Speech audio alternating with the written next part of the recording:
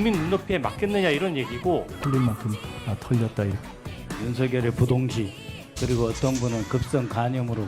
남이 치료받고 있는 내역에 대해서 그렇게 할 수가 없는 겁니다. 아니 내가 갖고 있는 의료 상식이에요. 제 인사 전문회입니까?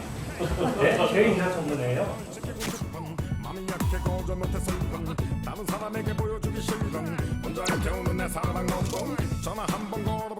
그런 얘기가 관가에서도 나오긴 하더라고요. 그래서 그런 거에 대해서 어떤 관가에서요? 세종 관가. 세종 관가에서요? 예. 어떤 부처에서요? 그걸 제가 말씀드리는 거. 저 매체가 어디신지 좀. 네.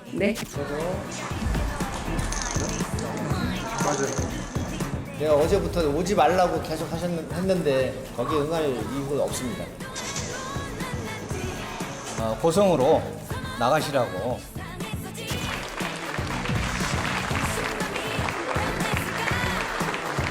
경제는 타이밍이라고 합니다. 지금이 바로 그 타이밍으로 생각됩니다.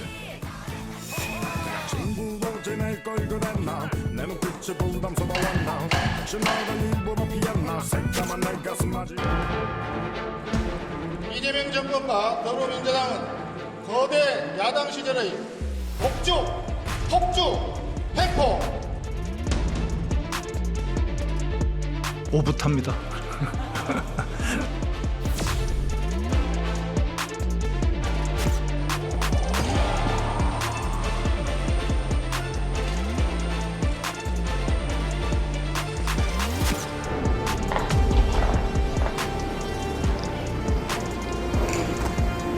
조사에 응하지 않은 유일한 사람이고 끌려다니지 않을 예정입니다.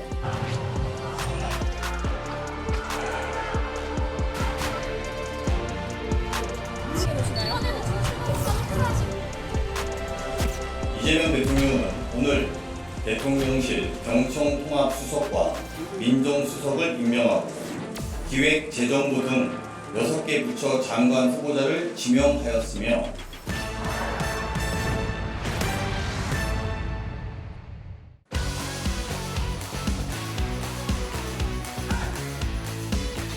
시청자 여러분 안녕하십니까. 진실을 여는 시간 판도라 김용호입니다. 오늘 판도라를 함께해 주실 두 분 소개하겠습니다. 더불어민주당의 박성준 의원, 국민의힘 박정아 의원 나오셨습니다. 어서 오십시오. 예, 안녕하세요. 예.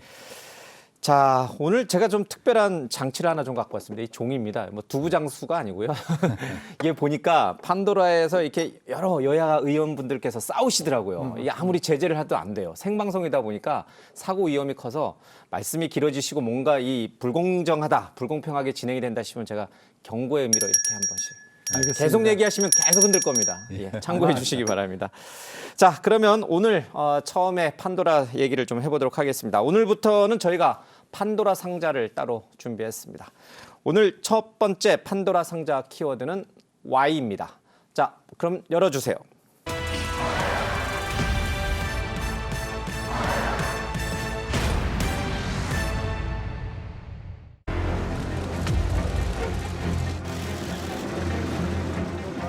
오늘 참담한 심정으로 이 자리에 섰습니다.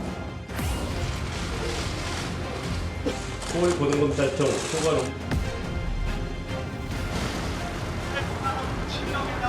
국민 여러분께 송구스럽게 사과합니다.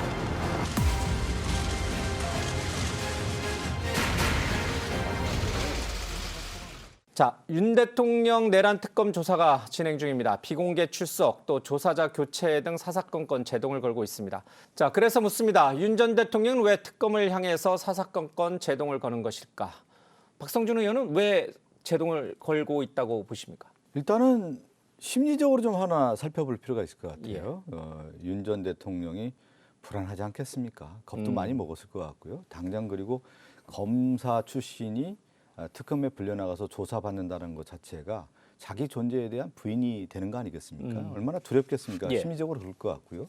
윤석열은 그동안의 지연 전략이고 방해 전략을 통해서 판을 흔드는 작전을 써왔단 말이죠. 그러니까 심리적으로는 불안하고 전체적으로는 판 흔들기, 예. 지연 전략, 방해 전략을 해왔기 때문에 그런 차원에서 이루어지고 있다 이렇게 보고 있습니다. 아니 근데 지금 내란 재판을 이미 받고 있잖아요. 네네. 그런데도 특검 조사를 불안해한다. 불안하겠죠. 자신의 운명이라고 하는 것은 자신이 예. 이제 예고성, 자기 예언적인 관찰이 있는 거거든요. 검사를 통해서 그동안에 많은 사람들을 구속시켰고 조사받는 과정들을 지켜봐왔고 또 자기가 스스로 예. 구속을 시켰던 사람 아니겠습니까? 분명히 자기 자신은 이 수사가 어떻게 흘러갈 거라고 이미 자기 예언을 했을 겁니다. 본인에게 그렇죠. 너무 불리할 거다 이렇게 생각하는 거고. 불리하는 게 아니라 당연히 구속되는 절차에 있겠죠. 그것이 자기에게 돌아오는 그 칼날이라고 하는 것을 피할 예. 수 없다라고 하는 것을 누구보다도 자신이 잘 알 거란 말이죠. 어떻게 피해갈 수 있겠습니까? 일단 유기모면을 해보자라고 하는 그런 전략이겠죠. 지난 토요일 조사는 사실상 이 조사자였던 박창환 총경 문제를 놓고선 그렇게 적극적으로 조사에 응하지를 않았거든요. 그래서 실갱이가 있었다고 그러죠. 예, 그래서 특검이 7월 1일, 그러니까 내일 다시 나와라 이랬더니 7월 3일 이후에 가겠다 이래요. 이게 왜 날짜가 이렇게 중요한가요? 제가 볼 때는 윤석열 전 대통령 측과 예. 측이 특검하고 기싸움을 하고 있는 거예요. 제가 볼 때는 불필요한 그 어깃장 내지는 기싸움을 하고 있다고 보고요. 결과적으로 가면 지금 명분도 그렇고 신분도 그렇고 특검이 요구하는 대로 갈 수밖에 없는 거 아니에요? 그래서 그러면, 무의미하다. 네, 그러면 무의미하다고 봐요. 그리고 그러면 그래도 대한민국을 운영을 해왔던 대통령이잖아요. 법에 의해서. 법에 맞춰서 해야지 지켜보는 국민들도 그다음에 혹여 윤석열 전 대통령에 대해서 조금이라도 뭐 애정이나 연민이나 있는 분도 국민들 있을 거예요. 그래도 법을 지키는 모습을 보이고 국민들한테 너무 그 경향신문이 얘기했던 것처럼 어깃장 놓는 모습을 보이는 게 과연 도움이 될 거라는 생각이 듭니다. 그래서 저는 무의미한 대치를 너무 오래 하시는 게 그래도 전직 대통령으로서 옳은 길은 아니라고 보여지고 제가 볼 때도 뭐 이렇게 바람직한 모습 같지는 않아요. 아쉬워요. 근데 특검에 나갈 때 빨간색 넥타이를 맸어요. 네네. 이게 과연 국민의힘 당원들이라든지 아니면 지지자들에게 나를 지켜달라 그런 뜻이 담긴 건지 아니면 의미 없이 그냥 빨간색을 맨 것인지 의원님은 어떻게 보세요? 뭐 과장되게 해석을 하면 나 지켜달라라고 얘기할 수도 있는 거죠. 지난번 그 재판이 맞춰지고 난 다음에 지지자들이 법원 앞에서 막 연호할 때 좀 기자 보고 비켜달라고 했잖아요. 예. 나 저것 좀 보게. 특검에서 소환 조사 요구하면 응하실 건지 궁금합니다. 아니, 저 사람들 좀 보게 이 앞을 가로막지 좀 말아주시면 안 되겠어요? 이쪽으로 조금 앞으로. 세계 특검 모두 정치 보복. 아직도 여전히 그 관저 앞에서 당신을 지켜야겠다고 막 했던 그 제가 과하게 표현하면 허상. 에서 깨어나지 못하고 있는 것 아닌가라는 생각이 듭니다. 이제 현실을 좀 직시해야 되는 게 맞지 않을까 싶어요. 윤 전 대통령이 빨간 넥타이를 맸지만 국민의힘은 그 빨간색을 국민의힘의 당 색깔인 빨간색과 지금은 같은 색으로 안 보고 계신 거죠. 다른 색깔로 보고 계신 거죠. 국민의힘은. 일단 뭐 여러 의원들 당원들이 생각이 조금씩 다를 수 있어요. 그리고 윤석열 전 대통령이 빨간색 넥타이를 메고 나온 거 자체가 혹여 나를 좀 챙겨봤으면 하는 바람이 있을지언정 이미 형식적으로는 탈당을 했고 우리 당에서도 많은 분들은 대통령은 이제 탈당을 했기 때문에 우리 당 이념이 같지 않고 여하튼 계엄이라는 걸 통해서 탄핵이 됐기 때문에 우리가 절연해야 된다라는 주장을 많이 하고 있습니다. 근데 여전히 그게 딱 단절되고 절연하자라는 게 우리 당내 다수의 목소리가 아닌 그런 구조적인 문제 그다음에 그런 것 때문에 우리 당이 현재 소용돌이를 겪고 있다고 저는 진단을 합니다. 근데 이 지금 조은석 특검은 서울고검장을 했고 윤석열 전 대통령이 이제 서울중앙지검장. 근데 직제상 보면 서울고검장이 좀 위인데 두 분 다 강골 특수통이란 말이에요.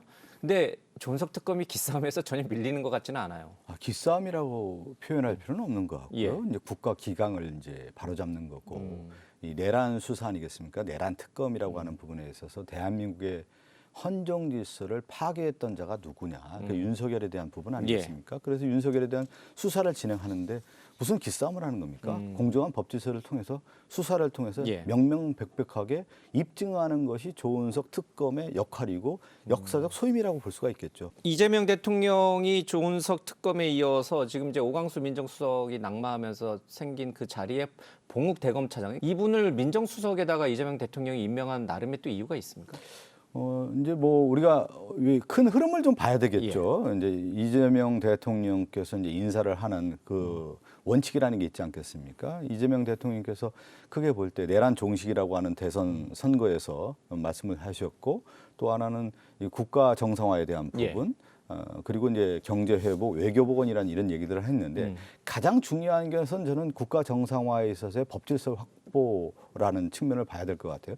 헌정 질서를 회복해야 되는 부분이기 때문에 저는 이제 수석이라고 하는 자리가 대통령을 보좌하는 비서의 역할 아니겠습니까? 대통령이 어떤 역할을 할 것이냐에 대한 부분은 방향이 정해졌다고 보는 거죠. 내란을 종식하고 국가 질서를 회복하는 데 있어서의 대통령을 보좌하는 역할로서의 봉욱 민정수석이 역할을 잘 할 것이다. 충분히 검찰 출신이면서 지금에 있는 검찰 개혁이라든가 내란 종식에 있어서의 보좌 역할을 저는 봉욱 민정수석이 잘 할 거라고 보고 있고요. 그런 차원에서 이재명 대통령께서 임명했다 이렇게 보고 있습니다. 알겠습니다. 김건희 여사가 이제 퇴원을 했고 특검의 조사를 좀 앞두고 있습니다. 퇴원하는 날 이제 윤석열 전 대통령이 뒤에서 휠체어를 밀어주는 모습이 있어서 자상한 남편의 이미지를 연출하려고 한 것인가?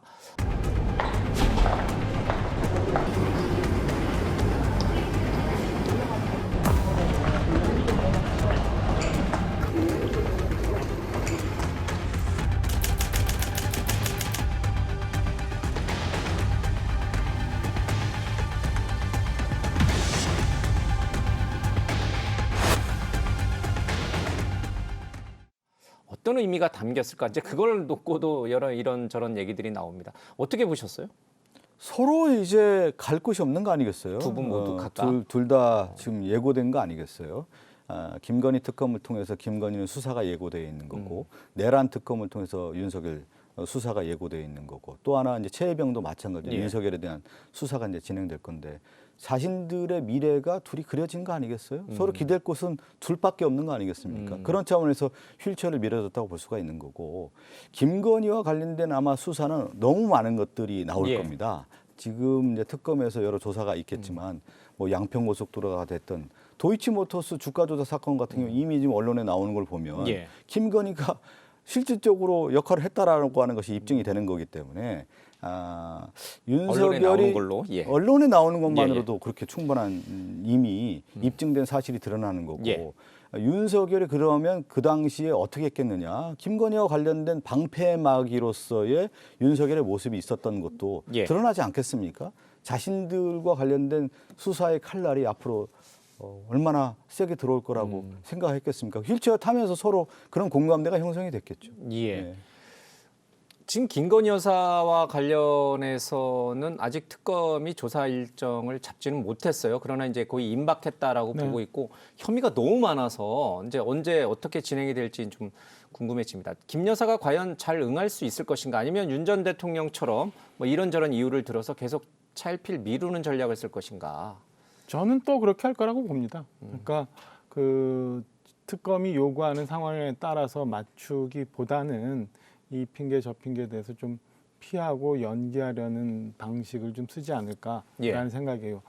며칠 전에 그 아산병원에서 퇴원을 했습니다마는 입원하기 전에 검찰 수사에는 전혀 응하지 않았었어요. 그때는 이제 특검이 돌아갈 테니까 나 특검 가서 조사를 받겠다라고 하고, 이번에는 퇴원하면서 김건희 여사 측에서는 뭐라고 얘기하냐면 적법한 소환일 경우에는 응하겠다. 적법한 게 과연 어느 범위를 말하는 건지 모르겠습니다만은 윤석열 전 대통령과 비슷한 방식을 쓸 텐데 결론은 똑같아요. 어쨌든 결론이 똑같다면 법이 정하는 방식에 따라서 수사에 적극적으로 임하고 성실히 임하는 게 맞지 않을까라는 생각입니다. 그러니까 마침 뭐 입원도 했고 우울 증세도 있다고 하니까 생각지 못한 여러 가지 방식들이 있을 수도 있고, 특검이라는 게 지금 3개가 가동이 되고 있는데 김건희 특검 같은 경우는 의외로 저는 뭐 빨리 진행될 수도 있다고 봐요. 오늘 이제 저희가 이제 월요일이잖아요.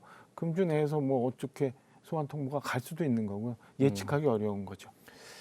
그런 부분은 어떻게 보세요? 이제 조국 정경심 교수가 동시에 이제 검찰의 조사를 받고 받고 또 구속되고 재판을 받는 과정을 겪었잖아요, 부부가. 지금 윤석열, 김건희 두 부부가 이렇게 받는 부분들은 어떻게 등치시킬 수 있는 건가요? 아니면 전혀 차원이 다른 사안으로 우리가 바라봐야 되는 것인가? 전혀 다른 사안이죠. 국가 권력을 통해서 통치라는 행위를 통해서 이권 개입을 했다라고 하는 부분이 드러나는 문제하고 예. 자신의 개인의 어떤 이익의 문제와는 완전히 별개의 문제 아니겠습니까? 지금 예. 얘기한 것처럼 공익과 사익의 문제가로 볼 수가 있는 건데 국가를 운영하는 대통령과 그 영부인이라고 하는 것은 공익 차원에서 접근해야 되는 문제인데 예. 김건희와 관련된 부분이라든가 윤석열과 관련된 지금 나오는 의혹의 덩어리라고 하는 것은 공익을 빙자한 사익 추구라고 하는 형태가 나오는 거 아니겠어요? 예. 특히 김건희와 관련된 수사들이 앞으로 어떻게 될지 좀 지켜봐야 되겠지만 이 정권이 윤석열 정권은 김건희 정권이라고 하는 것이 예. 아마 그 특검 통해서 입증되지 않겠습니까? 이것을 과연 피해갈 수 있겠습니까? 예.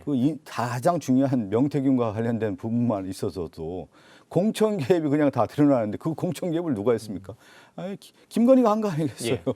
그거 다 드러날 텐데 앞으로요. 사실 이제 박 의원께서도 잘 아시지만 정권 초기에 V1, V2라는 말이 굉장히 유행을 그랬었죠. 했습니다. 그러니까 대통령을 이제 우리가 V1이라고 보통 얘기를 하는데 V2는 영부인데 누가 그러면 진짜 V1이냐 이제 그 얘기가 이제 정권 초기에 윤석열 정권 초기에 이제 있었는데 그게 이번 어떤 특검을 통해 가지고 조금 규명되는 부분도 있습니까? 아니면 그냥 뜬 소문에 불과한 걸로 그냥 귀결되는 쪽으로 흘러가게 될까요?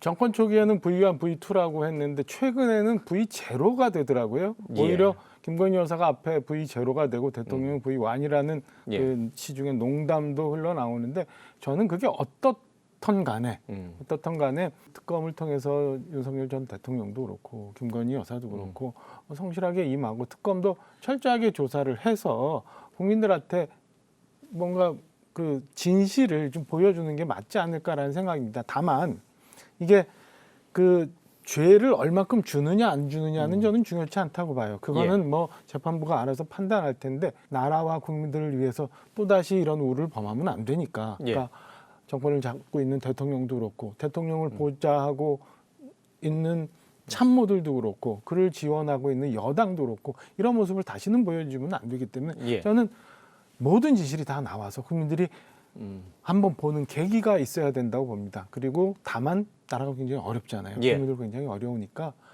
너무 많이 벌리지 말고 정말 필요한 부분만 스나이퍼처럼 빠른 시간 내에 조속하게 정리를 하고 이 건에 대해서 정리하고 우리는 좀 미래로 나가야 되잖아요.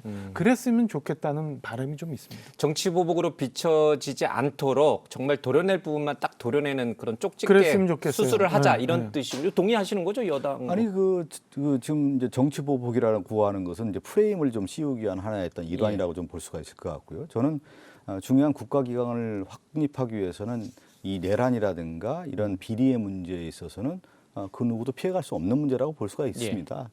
우리가 생각하는 윤석열 정권에서 공정과 상식이라고 하는 이름을 가지고 대통령이 되고 했는데 가장 불공정하고 비상식적으로 내란까지 했고 외환 유치까지 했다라고 하는 지금 의혹이 있는 문제이기 때문에 이 문제를 밝히는 것이 정의로운 것이고 국가를 바로 세울 수 있는 거고 미래로 갈 수가 있는 것이지 이거를 적당히 덮고 간다라고 하는 것은 정의로운 결과를 만들 수가 없는 거기 때문에 지금 일부 야당의 의원들이라든가 또 일부 언론에서 얘기하는 이 정치보복 프레임이라고 하는 것은 오히려 정의로운 결과를 덮기 위한 하나의 일환이기 때문에 프레임 전환이기 때문에 이거는 우리 입장에서는 민당 입장에서는 받아들일 수 없는 문제고 확실한 수사를 통해서 입증하는 것이 가장 중요한 거 아니겠습니까? 이 시점에서. 제가 말씀드리는 거는 박순준 의원님 말씀 주신 것처럼 뭐 정치 보복 차원에서 그런 거 하지 말자는 뜻은 아니에요.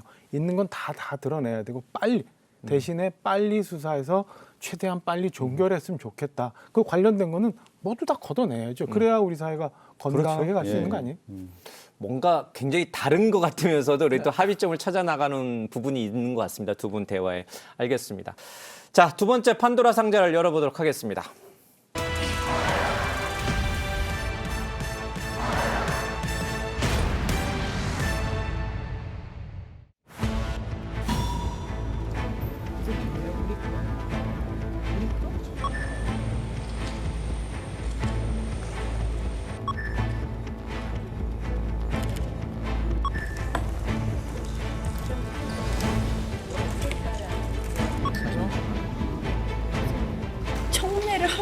보니까 이거 해도 너무하다.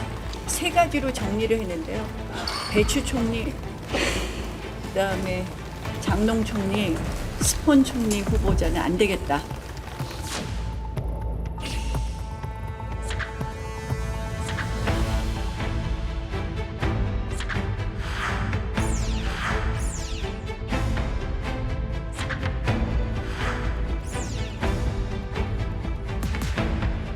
도덕성과 윤리 기준이 무너진 공직사회는 무능함을 드러냈습니다. 저는 내야 할 것은 다 내고 털릴 만큼 털렸다 이렇게. 자, 이게 나경원 의원이 이제 개인적인 판단에서 하시는 거잖아요, 그렇죠? 그렇죠. 어떻게 보세요, 주변 동료 의원으로서? 일부 뭐 같이 옆에 계시는 분도 있고 응원하고 지나면서 이제 격려하시는 분들도 있는데 저는 글쎄 잘 모르겠어요. 그러니까 민주당 일각에서 비판하는 것처럼 이게 무슨 캠핑이냐 뭐 이런 것까지는 얘기 안 해도 안 하고 싶지는 않아요. 이게 뭐 또 너무 좋은 커피에 뭐 선풍기에 근데 과연 그게 시의성이 있는지 적절한 건지 그 다음에 저렇게 시작을 하면은 나중엔 어떻게 정리를 할 건지 뭐 이런 거에 대해서 제가 좀 저는 좀 회의적으로 봅니다. 일단 그 김민석 총리 후보자에 대해서는 청문회 과정에서 드러난 의혹은 국민들이 볼 때 공직을 맡은 그러니까 선출직 공무원이 아니라 임명직 그러니까 권한을 누군가로부터 위임받아서 행사하는 임명직 공직자로서 과연 도덕 기준이 맞는가? 이건 저는 국민들이 다 판단이 들어갔을 거라고 봅니다. 거기서 나오는 무슨 정치 자금에 관한 문제, 무슨 아빠 찬스에 관한 문제, 그다음에 소명되지 않은 여러 가지 얘기들 그런 것들을 국민들이 이미 판단을 했기 때문에 저는 저희 당이 오히려 제대로 가려면 이거에 대해서는 어쩔 수 없는 거 흘려보내고 민주당이나 아니면 이재명 정부에서 정말 잘못하는 건이 있으면 그걸 갖고 얘기해야 되는 것 아닌가라는 생각이 듭니다. 우리 당 그렇게 국민들 앞에 얘기하면서 농성하고 우리 좀 제발 봐주십시오라고 할 만큼 저는 아직 그 반성이나 손이 깨끗하지 않다고 봅니다. 그러면 지금의 저 방식은 시의적절하지 않다고 저는 봐요. 저도 이제 박정호 의원님과 동의하는데요. 나경원 의원이 왜 그럼 이 시점에 저런 카드를 썼을까? 그건 이제 자기 정치의 하나 일환이라고 볼 수가 있을 것 같고요. 총리 후보자는 거기 가서 계셔야지. 여기 뉴스에서만 보고 앉으자. 일단 우리 김밥 먹었죠. 웰빙 간식. 웰빙 나는 언제 단식한다는데. 간식하시는 건 아니지? 간식하지 마. 간식은 왜요? 지금 과거의 잘못된 행태를 지우기 위한 하나의 일련의 과정이다 이렇게 보고 있는 거예요. 과거 행태가 뭐였습니까? 윤석열 내란 옹호하고 그 비상계엄이라든가 내란과 관련된 입장에서 무슨 농성을 했습니까? 오히려 내란 찬성하고 옹호하고 윤석열 옹호하고 지킴이로 나섰던 나경원이지 않습니까? 근데 시대가 바뀌고 상황이 바뀌었단 말이에요. 이 모습을 지워야 될 거 아니겠습니까? 지우는 과정에서 자기 정치를 하는 거고 그 과정에 뭐냐면 차기 국민의힘 당대표 당권 경쟁에 있어서 우위를 점하고자 하는 하나의 일련의 과정인데 우리가 이제 철야 농성이나 이런 거 할 때 절실함과 진정성이 있어야 되는 거 아니겠어요? 머리로서 하면 안 되는 거 아니겠습니까? 가슴으로 하고 울림이 있어야 되는 건데 나경원 의원은 그냥 왠지 머리로 하는 것 같고 절실함도 없고 진정성도 없는 것이 그분의 가장 큰 한계인 것 같아요. 이 시대에 무엇을 해야 되는 건지에 대한 시대 정신을 담아내고 과거도 좀 절연하고 국민의힘 미래를 가기 위해서 무엇을 할 것인지에 대한 답도 내고 이렇게 가야 되는 건데 지금의 모습을 볼 때는 자기 과거의 모습을 지우기 위한 하나의 정치적 카드로 쓰는 것이 참 안타깝다. 이 정도 정치하는 상당히 오랫동안 한 분 아니겠습니까?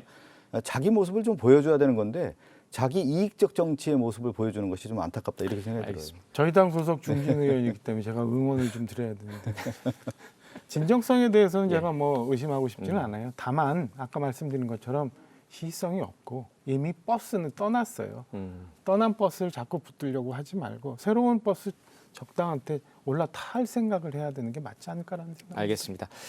자, 김민석 총리 후보자 이제 얘기가 잠깐 나왔는데 아마도 이번 주 안에 이제 국회 표결을 거쳐서 임명이 될 것 같습니다. 김민석 후보자는 우리 국민들이 다 봤다, 부적합하다 이렇게 지적하셨는데 여론조사 나온 거 이렇게 보면은 총리 적합하다는 여론이 부적합하다는 여론보다 더 높아요. 높죠. 그러니까 왜 국민의힘은 박 의원께서는 반대로 인식하고 계신 건지. 아니 그거에 대해서는 지금 여론조사 말씀하셨으니까 예. 그 여론조사라는 게 사실은 그 응답자에 따라 좀 다르긴 하죠. 응답자에 예. 따르고 지금 그 자기가 지지하는 정당에 따라서 좀 영향을 받아요. 그리고 앞서 말씀드린 것처럼 지금 과연 총리 후보자에 대한 문제가 더 국민들한테 크게 다가가느냐 아니면 전 정부의 국무위원들이 아직도 현 이재명 대통령과 국무회의를 진행하고 있는 게 바로 잡혀야 되는 게 옳다고 생각하는 분들이 더 많은가라고 보면 결과는 이렇게 나올 수 있다고 보고요. 저는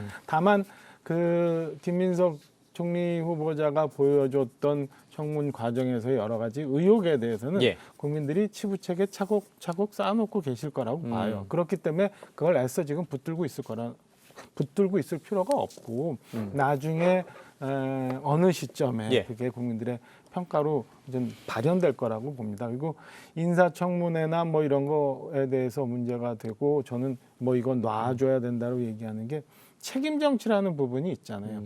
어쨌든 그런 책임 정치 하에서 나중에 다시 국민들로부터 이 정부도 판단을 받게 되는 거잖아요. 그게 선거를 통할 수도 있고 그 다음에 대통령 선거를 통할 수도 있고 그런 면에서 저는 좀 크게 알겠습니다. 갈 거는 가고 점장 판단을 국민들한테 맡겨놔야 된다는 판단입니다. 예. 오히려 야당이신 박정아 의원께서 협치의 기본을 더 잘 보여주고 계시는 것 같은데요. 오늘 제가 이렇게 너무 저희 당하고 조금 색깔이 다른 얘기 많이 해서 이렇게 시청자 알겠습니다. 여러분들 싫어하실 수도 있는데 아닙니다. 이 우리 정치가 가야 될 방향을 이제 몸소 잘 보여주고 계신 겁니다. 근데 궁금한 건요. 원래 장관들은 총리가 제청을 하는 거잖아요. 그래서 네네. 대통령이 임명을 하는 건데 지금 김민석 총리 후보자가 표결을 거치지 않고 그러니까 임명이 되기 전인데 지금 대통령실에서 이재명 대통령이 2개 부처 장관을 빼놓고는 이제 다 이제 지명을 했단 말이에요. 이건 왜 그런 건지 그게 궁금해요. 아니 이제 집권 초에 가장 중요한 것은 국정의 안정화 아니겠습니까? 지금 인수위기도 없는 과정이었고 지금 바로 정권이 출범하면서 국정을 안정화하는 데 있어서 내각이 매우 중요한 거 아니겠습니까? 그런 과정에 있어서의 이 총리뿐만 아니라 내각을 빨리 선임을 해서 국정을 정상화해야 되는 거 아니겠습니까? 대통령 인사권이 분명히 있는 건데 그걸 행사를 해야 되는 것이죠. 전혀 이상할 게 없다. 전혀 이상할 게 예. 없죠. 혹시 이상합니까? 뭐 이상하긴 하죠. 이상하긴 한데 이게 아까 말씀 주신 것처럼 인수위 과정도 없었고 그 전에도 사실 이런 경우가 있었어요. 그러니까 인사청문 과정에서 국무위원 후보자들이 막 낙마하고 그다음에 국무회의 의결 정족수는 부족하고 해서 전 정부에서 하셨던 분들이 와서 앉아 계신 경우도 있었어요. 지금 많은 예. 경우가 그렇죠. 그러니까 빨리 정리해 줘야죠. 일할 수 있게. 왜냐하면은 그 장관들이 전임 장관들이 지금 있는 거 그냥 앉아만 있는 거잖아요. 국무회의 가서 무슨 얘기할 거예요. 그런 면에서 이재명 대통령이 김밥 먹으면서 뭐 4시간 토론했다, 5시간 토론했다라는 것도 저는 좀 공허해 보여요. 왜냐? 그분들 다 떠날 뿐이었잖아요. 지금 농림축산부의 송미령 장관 외에는 나머지 다 떠날 분들이에요. 그분들하고 토론해봐야 무슨 의미가 있나라는 생각을 저는 뉴스 보면서 좀 했어요. 그런 면에서 이분들도 빨리 새로 일할 분들 빨리 임명할 수 있게 하고 그렇게 해서 인사청문회 끝내서 그분들하고 같이 그때는 정말 밤을 새워서 토론해야죠. 예. 그렇게 해야 되는 게 정상적으로 국가가 가는 길 아닌가 저는 그렇게 생각합니다. 알겠습니다. 초대 내각에 지명되신 분들 몇몇을 보니까 의원 출신이 많아요. 네네네. 민주당 의원분 출신 많아요. 윤호중, 정성호 뭐 등등 마찬가지인데 정성호 의원은 권력에 가까이 가면 불에 타 죽는다, 토사구팽 당한다 그런 말씀을 많이 하셨는데 결국 본인이 가장 중요한 법무장관 하셨고 윤호중 의원도 그렇고 정말 의원 내각제로 가기 위한 수순인가 아니면은 정말 청문회를 빨리 거쳐서 빨리 통과해서 국정을 안정시키기 위한 묘책이었던가 의원분들을 장관을 지명한 것들이 이렇게 봐야 되겠죠. 이제 국정 안정화가 가장 제일 목표 아니겠습니까? 왜 그러냐면 지금 12월 3일부터 국가가 완전 이제 붕괴 상태였단 말이죠. 그런 가운데 대통령 선거를 통해서 이재명 대통령이 된 가운데 그럼 무엇을 해야 되겠습니까? 국민들이 볼 때 마음 편안한 안정감을 줘야 될 거 아니에요. 그럼 안정감을 줄 수 있는 사람이 누굽니까? 총리라든가 장관 후보자가 누구냐에 따라서 국민들이 바라볼 때 이 정권이 이렇게 가겠다라고 하는 상징성을 보여주는 거 아니겠어요? 그런 차원에서 볼 때는 정성호 의원이 이제 5선 의원이고 또 윤호중 의원도 5선 의원 가운데 법무부 장관, 행정부 장관의 두 깃틀이 기둥이 딱 안정감 있게 갔을 경우에 국민들이 볼 때 이제 편안하고 아 이렇게 가겠다라고 하는 예고성이 있는 거 아니겠어요? 예. 하나가 뭐냐면 법무부 장관으로서 이 검찰 개혁의 문제라든가 예. 또 행안부 장관으로서 이 검찰 개혁은 서로 일할 수 있는 부분이고 내치에 있어서의 안정화를 취할 수 있는 정성호, 윤호중을 이렇게 선택했다 이렇게 봐야 되는 거겠죠. 그 좀 전에 박성용 의원님 말씀 주신 게 다 답이 있는 것 같아요. 그러니까 조금 급한 거예요. 조바심이 좀 있는 거고. 그러니까 인사청문 과정에서 혹시 낙마하면 이 정권 동력이 흐트러질 수 있다 생각을 하기 때문에 이렇게 안정적으로 그냥 무난히 청문 과정을 넘어갈 수 있는 다선 의원들을 좀 많이 하는 것 아닌가라는 생각이 드는데 다만 8분 정도 의원 출신 지명자예요. 너무 좀 많은 것 아닌가라는 생각이고 여기서 정권 초에 정리해야 될 게 이렇게 해서 그냥 무난하게 간다고 해서 되는 일이 아니라 꼭 잘된 결과를 내놔야 되는 거고 대통령실도 마냥 무언가의 문제에서 김민석 총리 후보자 얘기도 비슷합니다. 마냥 회피해서 될 건 아니라고 봅니다. 여기서 밀리면 다 밀리니까 우리가 분명한 잘못이나 문제가 있는데도 그냥 밀고 가자. 이러면 나중에 힘들어집니다. 제 결정적인 게 이번에 부동산 대출 규제 문제가 딱 그런 거예요. 대통령실에 보고 안 하는 경우가 어디 있어요? 다 보고되고 발표됐는데 대통령실과 관계없다 얘기하는 거 그거 조금 잘못됐더라도 이거 협의했는데 우리가 부작용 있는 부분에 대해서 좀 더 검토해보겠다. 이런 자세를 갖는 게 저는 정권이 잘 가는 길이라고 감히 말씀드립니다. 알겠습니다.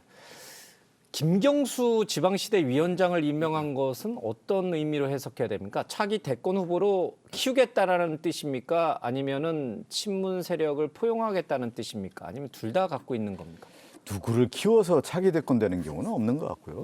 정치에 있어서 대통령에 가까이 가는 분들은 스스로 자신들이 검증을 하는 거죠. 그래서 국민들에게 선택을 받는 것이지 누구를 선택해서 키우는 일은 저는 그것이 현실적으로 가능하겠느냐. 저는 국민주권 시대에 맞지 않는 접근 방법이라고 보고요. 이제 김경수 이제 지방시대 위원장 같은 경우는 그동안에 이제 경남지사를 했고 많은 일을 해왔던 분 아니겠습니까? 또 상징성 있는 의미가 있기 때문에 저는 여러 포석을 두고 한 거 아니겠느냐. 이제 포용적인 모습도 있고 또 차기의 지방선거에 대한 관련된 부분까지도 좀 고려를 해서 그렇게 임명한 거 아니냐. 제 나름은 그렇게 해석하고 있습니다. 원래 이제 행안부 장관 후보자로 많이 물망에 올랐는데 지방시대 위원장을 거기도 이제 대통령 직속이니까 뭐 굉장히 의미 있는 상징적인 자리인데 안철수 의원이 그런 얘기를 했습니다. 정가자들끼리 대통령하고 이재명 대통령하고 이제 김경수 이제 위원장하고 그렇게 얘기를 표현을 했는데 적절한 표현인지는 모르겠습니다. 안철수 의원 얘기를 했으니까 자연스럽게 국민의힘 상황을 좀 여쭤봐야 될 것 같습니다. 앞서 나경원 의원도 뭐 농성을 하면서 김밥 먹는 얘기를 했고 그게 이제 자기 정치라고 지적을 하셨고 그럼 안철수 의원은 이 대목에서 또 왜 이런 거친 표현을 쓰면서 등장을 하시는 걸까? 이게 다 당권하고 관련 있습니까? 다 당권하고 관련 있는 거죠. 두 분 다? 나경원, 그러니까 안철수 두 분 다? 요즘 젊은 친구들 얘기하는 것처럼 일종의 어그로 뭐 그런 거죠. 그러니까 뭔가 관심을 끌어야 되기 때문에 저렇게 강성 발언하고 있는 것 아닌가라는 생각입니다. 나경원 전 대표는 아까 얘기 많이 했으니까 안철수 의원도 지금 지방 순회를 좀 하고 있잖아요. 그러니까 지방 다니면서 이런저런 얘기 많이 듣고 있고 대여 공세에 적극적으로 나가는 거는 차기 전당대회에 있어서의 당권을 위해서 저렇게 움직인다라는 거를 절대 부인할 수가 없는 상황이죠. 일부 소장파 의원들 이제 특히 우리 박정화 의원께서도 말씀하시는데 우리가 다시 국민의 사랑 지지를 받으려면 자기 반성부터 해야 된다는 얘기를 참으로 많이 합니다. 지금 뭐 각종 여론조사에서 보면은 민주당하고 거의 더블 스코어 차이로 낮은 여론조사가 많습니다. 근데 안철수, 나경원 두 분 모두 자기 반성을 그러면 하신 건가? 지금 나오고 있는 홍준표 전 대구시장 이제 하와이에서 돌아오셨죠. 그분도 그러면 하는 건가?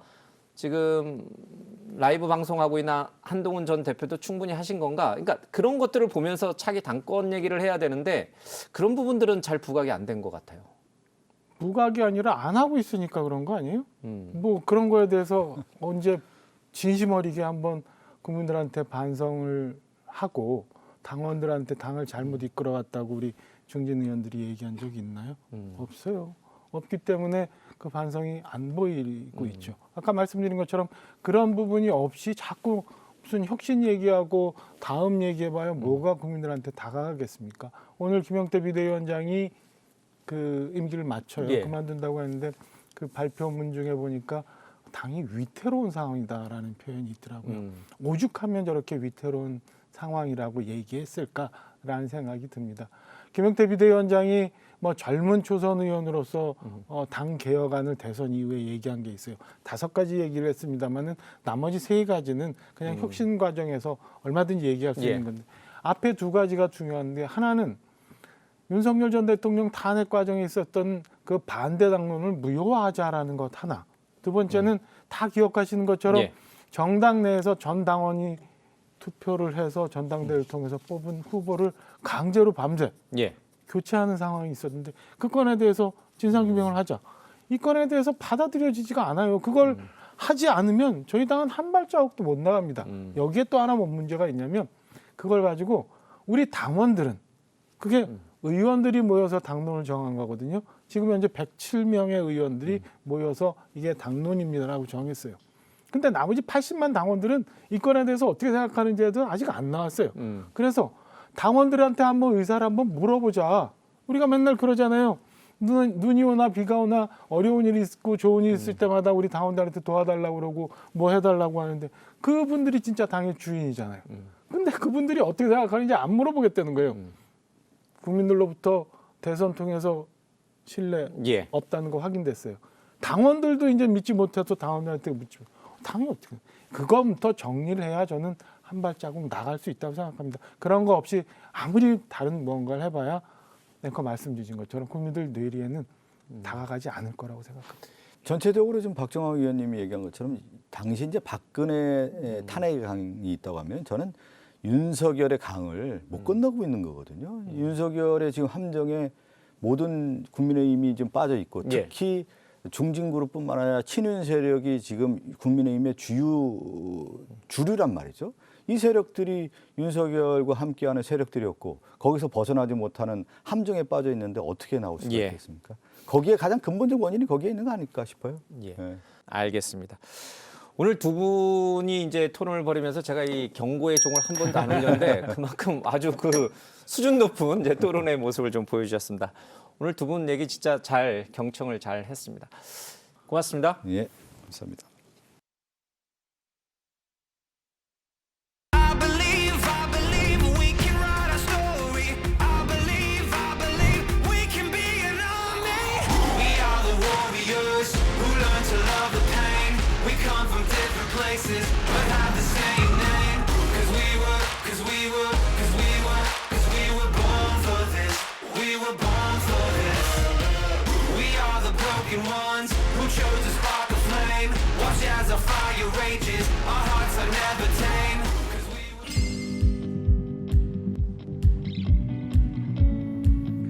안녕하십니까, 김영호입니다. 이스라엘과 이란의 전쟁이 가까스로 멈췄지만 중동은 여전히 위태로운 정세 속에 있습니다. 오늘 찾아가는 판도라는 그 복잡한 중동으로 들어가 보겠습니다.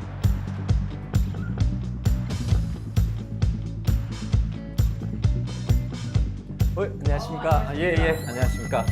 반갑습니다, 대사님. 예. 안녕하세요.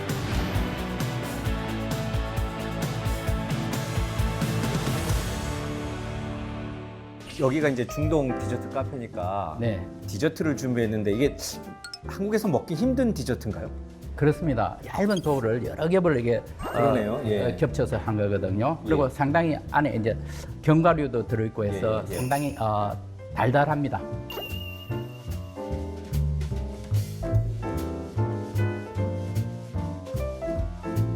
쳐다보고 있으니까 자꾸 군침이 돌아서 하나 드시죠. 네, 드십시오.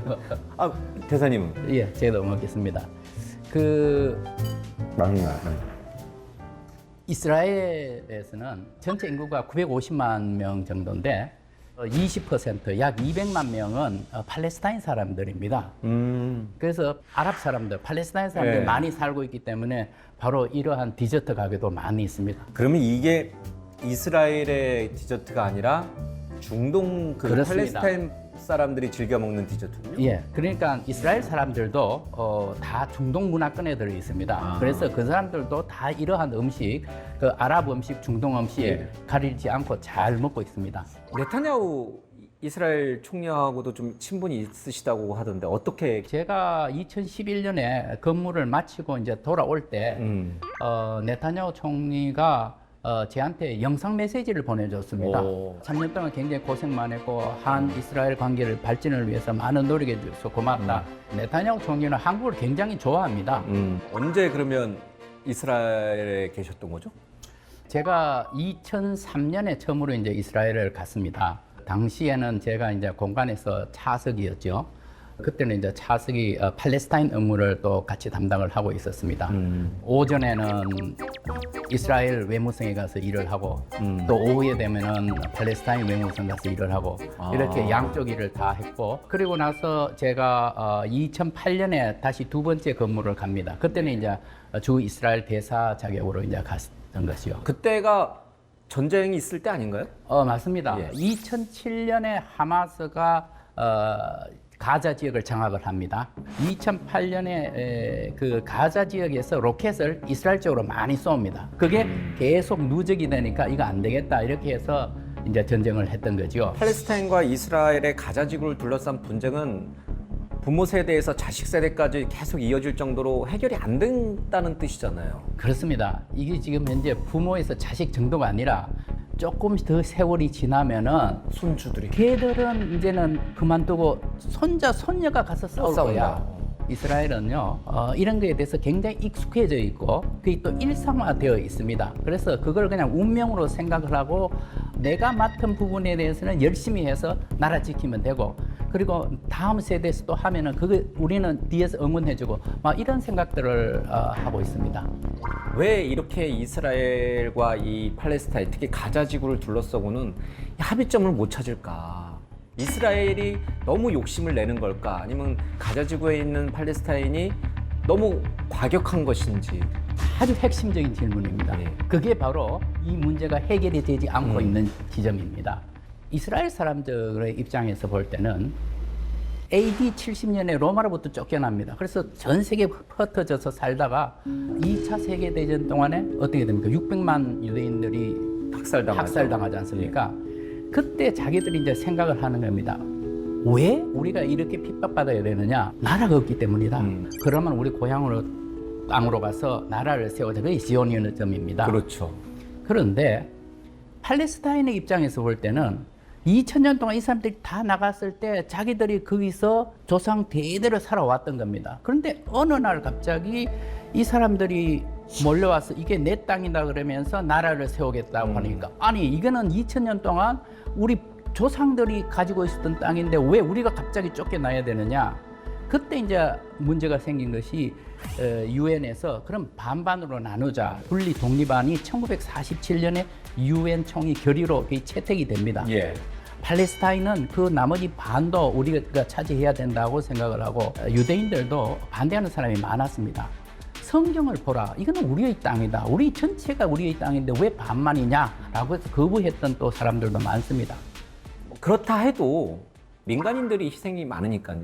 그 부분은 조금 자제하거나 아니면 성찰적으로 되돌아봐야 되는 거 아닌가. 그런 여론도 있습니다. 분명히. 이스라엘 사람들 이 마음속에는 홀로코스트 트라우마가 있습니다. 우리가 아차 잘못하면은 우리 민족 전체가 절멸될 수 있다. 우리는 확실한 안보 체제를 구축해야 된다. 도전하는 이 세력이 있다면 우리는 이 자리에서 당장 물리쳐야만 된다. 이렇게 생각하는 사람들이 대부분입니다. 그럼 이번에 이란의 핵시설을 물론 이제 트럼프 대통령이 재가를 해서 미국의 비투 폭격기가 가서 이제 벙커버스트라고 불리는 그 굉장히 강력한 폭탄을 떨어뜨리면서 핵시설을 미국은 초토화됐다라고 트럼프 대통령이 주장하고 있습니다.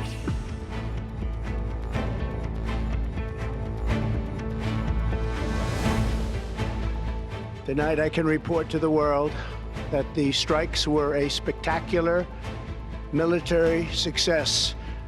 Iran's key nuclear enrichment facilities have been completely and totally obliterated. 이란의 핵이 이스라엘의 안보에 위협이 된다라고 판단을 내린 건가요? 그렇습니다. 재작년 10월 7일 날 하마스가 공격을 하면서 전쟁이 그때부터 해서 1년 반 이상 지금 지났지 않습니까?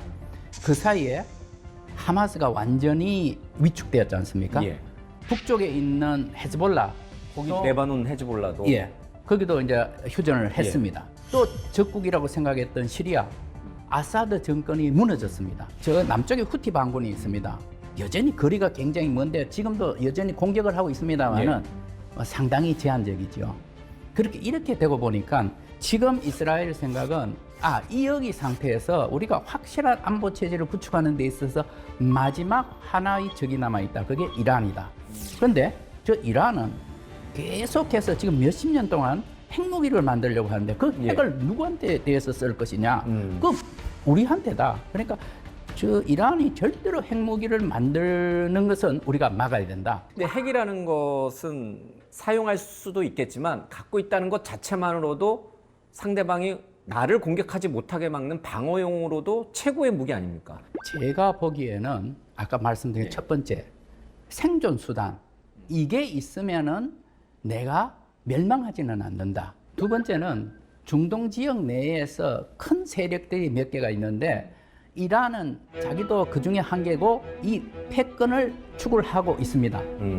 그리고 세 번째는 2500년 전에 페르시아 제국의 영광 거기에 대해서 모든 국민들이 굉장히 염원을 하고 있습니다. 우리가 다시 그런 영광을 한번 재현할 수 없느냐라는 거. 그러니까 이런 세 가지 요인 때문에 핵무기 개발을 시작을 했고 바로 이 세 가지 이유 때문에 절대로 핵무기는 우리가 중간에 포기하지 않는다. 이스라엘 쪽에서는 그렇기 때문에 어떻게 해서라도 우리가 어떤 희생을 치러서라도 이걸 막아야 된다. 그래서 이번에 이렇게 전쟁을 하게 된 것입니다. 근데 그동안은 이란이 상당히 군사적으로 뭐 이스라엘에 대적하지는 못하지만 그래도 중동에 말씀하신 대로 패권을 노릴 정도면 굉장히 이란의 군사력은 높게 있을 것이다라고 이제 우리가 예상을 했었는데 이번에 실제로 뚜껑이 탁 열려고 보니까 너무 격차가 커요. 사실상 이스라엘은 지금 현재 보면은 정규군이 17만 명 정도입니다. 그리고 예비군이 47만 명, 그러니까 다 합치면 한 64만 명 정도 되는 거거든요. 예. 우리랑 비슷하죠. 예, 그렇습니다. 근데 이란의 경우에는 현역 병이 한 100만 정도 됩니다. 이란 혁명 수비대를 포함해서. 네, 그렇습니다. 바로 육군, 지상군이 강합니다. 그런데 사실상 이스라엘하고 이란은 2,000km 정도 떨어져 있습니다. 그러니까요. 지상군이 개입할 여지가 전혀 없습니다. 그렇게 하다 보니까 결국은 공군력을 이용하는 것이고 미사일, 드론을 이용해서 한 겁니다. 그러다 보니까 상당히 이제 이스라엘 쪽에서 유리한 일방적으로 국면이 된 겁니다. 그러면 하메네이 정권은 어떻게 되는 겁니까? 이제 신정이 같이 하는 나라다 보니까 종교 지도자이자 최고 수반이잖아요. 네. 그렇죠? 트럼프 대통령이 6월 22일 공격을 하고 난 다음에 이제 대국민 연설을 했었죠. 거기에 보면은 이제는 평화의 시간이다, 협상의 시간이다. 우리는 하메네이 정부의 정권 교체를 원하지 않는다 이렇게 말을 했습니다. 근데 그 다음 날 보면은 또 다른 얘기를 하는 거예요. 국민의 지지를 못 받는 정부라고 한다면 그거는 무너져도 이상할 게 없다. 또 이런 얘기를 합니다. 예. 이스라엘의 경우는 어떻게 하느냐 하면은 네타냐후 총리가 이제는 아주 공개적으로 이란의 정권 교체 얘기를 합니다. 예. 우리가 이란하고 전쟁을 하는 것은 이란 국민에 대한 전쟁이 아니다. 이란에 지금 부패하고 무능한 이 이란 정부를 우리가 분쇄하기 위해서 전쟁을 하는 것이다. 따라서 지금 현재와 같은 어려운 상황에서 이게 지금 하메네이 이 최고 지도자의 이 정권에 대해서 국민들이 반감이 굉장히 심합니다. 심하다. 더더군다나 이번 전쟁에서 아주 무능함을 보여주었기 때문에 그래서 크게 반발할 가능성이 있습니다. 다만 여기에 대해서 전문가들은 이란에는 이런 사람들을 모을 수 있는 구심점이 없다는 겁니다. 정권 교체라고 하는 것은 절대로 외부적인 세력에 의해서 정권 교체가 이루어질 수는 있더라도 그게 원래 생각했던 목표를 거둘 수가 없습니다. 따라서 그 국민들의 의사가 가장 중요한 것이고 그래서 이 문제에 대해서는 지금 미국 정부에서도 상당히 심각하게 생각을 할 겁니다. 설령 지금 현재의 하메네이 정부를 무너뜨린다 할지라도 그 뒤에 승계하는 다른 지도자는 이 사람보다 더 강경한 사람일까 온건한 사람일까에 대한 자신도 없는 겁니다. 이제 미국의 CNN이라든지 뉴욕타임스가 미 국방부의 보고서를 인용을 해서 보도를 한 걸 보면, 물론 이제 트럼프 대통령이나 트럼프 정부는 이제 부인하고 있습니다만, 이번에 그 이란의 핵시설을 폭격했지만 제한적이었다. 그 지금 핵 농축이 어느 정도 되냐? 60% 농축한 우라늄이 408kg입니다. 예. 이거에 대해서 지금 행방을 모른다 했지 않습니까? 저는 행방을 모른다는 게 사실상 맞을 거라고 봅니다. 왜냐하면은 그 408kg의 부피가 어느 정도 될 것 같습니까? 뭐 트럭으로 한 몇 차분 나올 것 같나요? 예. 21.6리터입니다.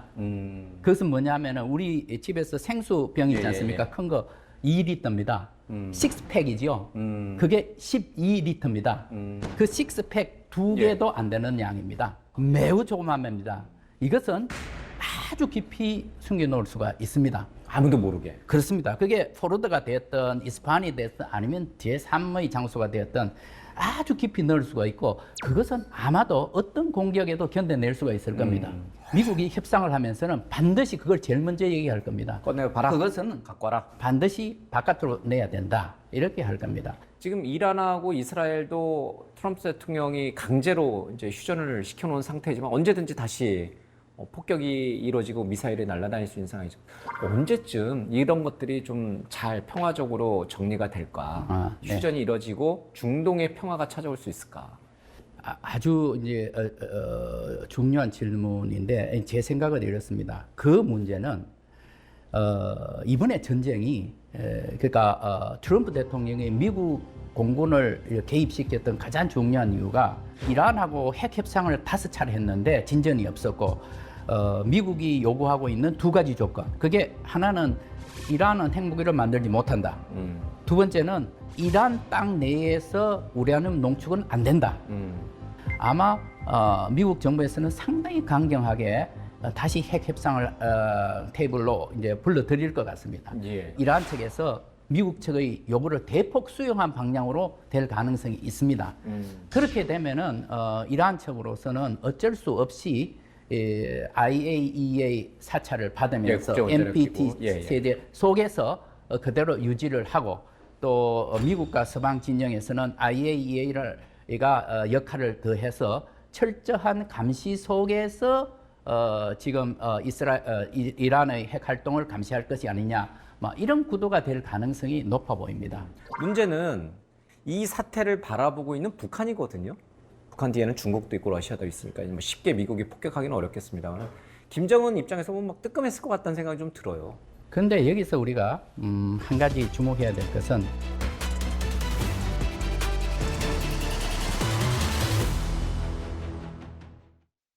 북한 뒤에는 중국도 있고 러시아도 있으니까 쉽게 미국이 폭격하기는 어렵겠습니다만, 김정은 입장에서 보면 막 뜨끔했을 것 같다는 생각이 좀 들어요. 그런데 여기서 우리가 한 가지 주목해야 될 것은, 이란의 핵 상황과 북한의 핵 상황은 너무나 다릅니다. 북한은 지금 핵무기를 50개를 갖고 있습니다.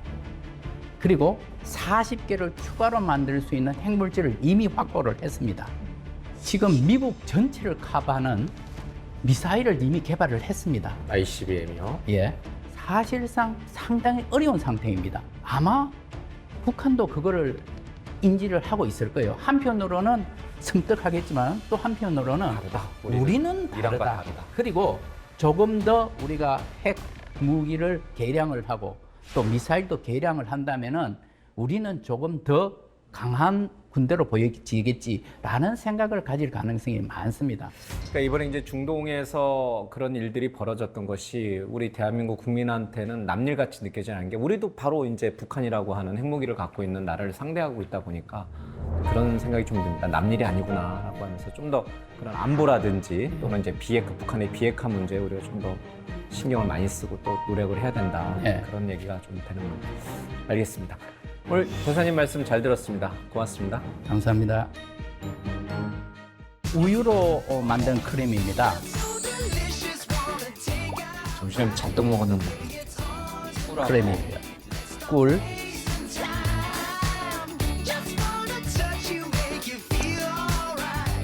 굉장히 다네요. 꿀이 있어서. 그렇습니다. 중동 디저트 카페에서 뵙기를 잘했네요.